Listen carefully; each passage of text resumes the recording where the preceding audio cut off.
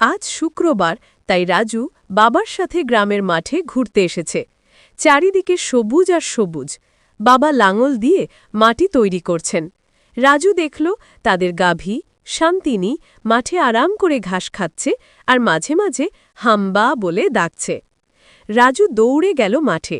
দেখল সেখানে কয়েকটি ছাগল চড়ে বেড়াচ্ছে। একটি ছোট ছাগলছানা রাজুকে দেখে ম্যা ম্যা করে ডাকল। রাজু সেটিকে একটু আদর করল।